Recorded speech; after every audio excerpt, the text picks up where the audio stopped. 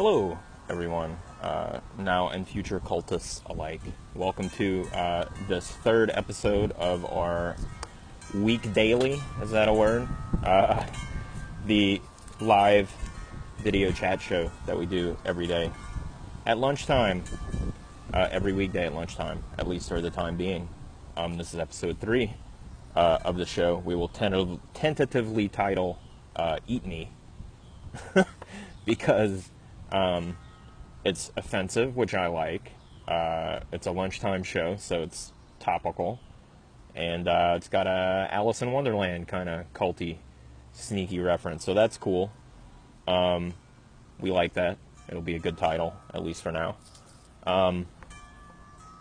Today's episode, I wanted to talk about some ways that you can create deeper, smarter sounding content than what is typically produced in most niches, and it's really not a very complicated process to do.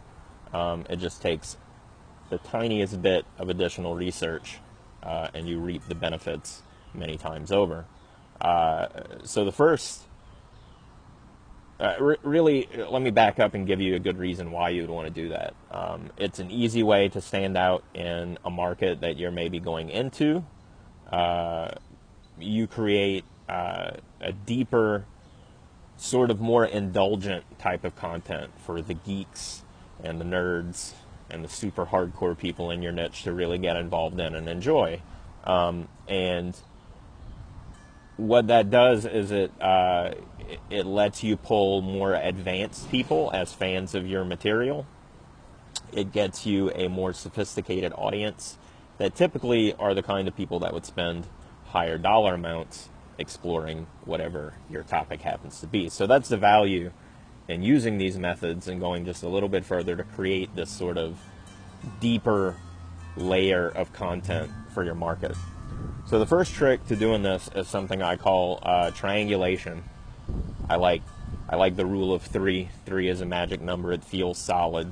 So what you do is any even if it's a share, like if you find a cool article that you want to share with your audience, but you want to beef it up and make yourself seem smart when you write some commentary, just do a little bit of a Google search and make sure you have 3 articles on the topic that your main share is about. And the idea there is you can share all 3 sources. You can also comment on all 3 sources and maybe even get a link back to your commentary comparing it. But the idea is you want to present it as a more well-rounded presentation for your audience. So it's basically like, hey, I found this article, I thought it was cool, I dug a little deeper, here's someone who agrees, and here's someone who found some sticking points that maybe there are some issues with what's in the article. Just that minor little effort of Googling the topic of a cool article you found and finding 2 more sources to sort of bounce it off of. Now all of a sudden, not only are you giving the same valuable information you were giving before by sharing the article, but you're using it as a positioning piece to say, well, shit, this guy knows all the angles on this topic. I should follow him because he's obviously a deep thinker and knows his stuff. Or her. I use male pronouns for obvious habitual reasons. But this works for ladies as well as, Pokemon masters, I guess. Another thing you want to do in your content to sort of elevate it and make it one step deeper than what people could find elsewhere in your niche would be to use comparison and contrast. This works especially well if you're doing the triangulation trick that I just talked about. But really it works for any piece of information, even if it's something you yourself created, right? So don't let everything just sort of stand alone when you present it. Find something that already exists in your audience's mind or experience, or even other things that would be quote-unquote competing information or ideas in your marketplace, and take your idea, whatever your topic is, and you can compare it, which is when you say, well, this is just like that other stuff. You can contrast it and say, here's why this is different than what you might have seen before. And then you can also, if you are like me, you can flat out contradict other things in your market with it. I like to contradict because it helps make your thing stand alone. If you want to make a big splash with minimal effort, you find things that are maybe accepted wisdom or old truisms in your market, things that people sort of listen and nod along to without really giving any critical thought to, and you just sort of come up with a way to make it into total crap. You contradict it with whatever it is that you want to present to people, and people find that intriguing, and they like to share things like that. And at a minimum, you will goad people into arguing with you about it, which is good for social media engagement if that's your thing. The last little tidbit I want to give you on making your content deeper and more smart sounding to your audience and positioning you as a little bit more of a clever thought leader. Ooh. You have anytime you present an idea, spend a little bit of time taking it a little bit further, even if you're borrowing the idea from someone else and you want to discuss it. So you don't just present something and don't add anything to it. You want to take even the most commonplace and well-accepted, well-known pieces of information as you're sharing it, right? It doesn't even have to be new or clever. Find something that everyone already allegedly knows about. And you can take one of 4 positions that are super easy to use and remember, and it'll just give that whatever you're sharing or posting about just a little bit of additional oomph. Think about whichever one you want to use that's appropriate. They are yes and, which is when whatever the information is that you're posting or sharing, you agree with it, but then you push it a step further and explain how it's relevant, how it's beneficial, how it's profitable, how it's going to have an additional positive. So it's yes and. You're agreeing and expanding upon what you're presenting. So it's like you super support it. It's 2 thumbs up. Then you have no and, which is when you disagree and you think it's even worse, right? Like there's hidden gotchas, there's traps. People are going to really regret accepting whatever it is that you're sharing. So if you want to completely contradict it, like we were just talking about, no and is the double negative, 2 thumbs down, right? Like not only is it bad, it is going to have negative ripple effects in other ways.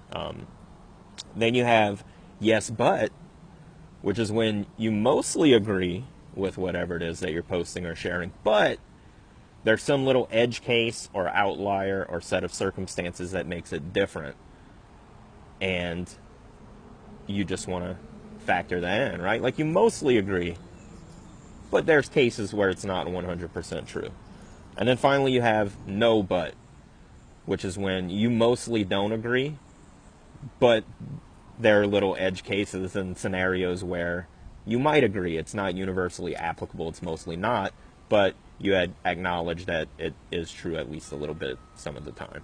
What this does, if you use these, again, yes and, no but, yes but, when you use those angles, in case you didn't catch it, what it subtly allows you to do is not just share information, but it allows you a way to sneak in your little 2 cents, your little opinion, your little perspective, so that you are not only sharing information, but you're, even though it's a little tiny one, you're showing people your interpretation, your opinion, and it lets you sort of, as your audience comes to know you as an experienced person, a smart person with good ideas, whatever it is in your field, they know that you have opinions on each and every little piece of information in your marketplace. You're knowledgeable, you're experienced.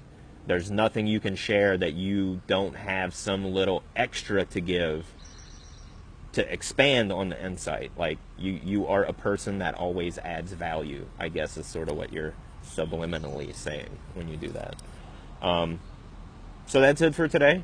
How to make yourself seem smarter with the content you create and share in your marketplace, whether you do it for yourself or you do it for your client. This is secret, stealthy, guru positioning stuff you can add into any content you were going to post about or share anyway. So again, we had triangulation, which is when you just try to get multiple sources for anything that you're going to share rather than just passing on a single blog link. Take a little extra time, Look it up. In fact, you can even cheat, because like a lot of times when you click over to a blog, when you find a share that you like, it'll link to other sources that they use, and you can, you know, swipe theirs or just Wikipedia it or something. When you triangulate, you not only share an article, but you're sharing something that goes beyond it, right? Then we had the tricks of comparing, contrasting, and contradicting, which is simply not ever presenting any piece of information in isolation. You always want to compare it to something else, contrast it with something else, or completely contradict something with the information that you're sharing. Because it puts, that one, the trick with that one is it puts your information in the context of the wider world.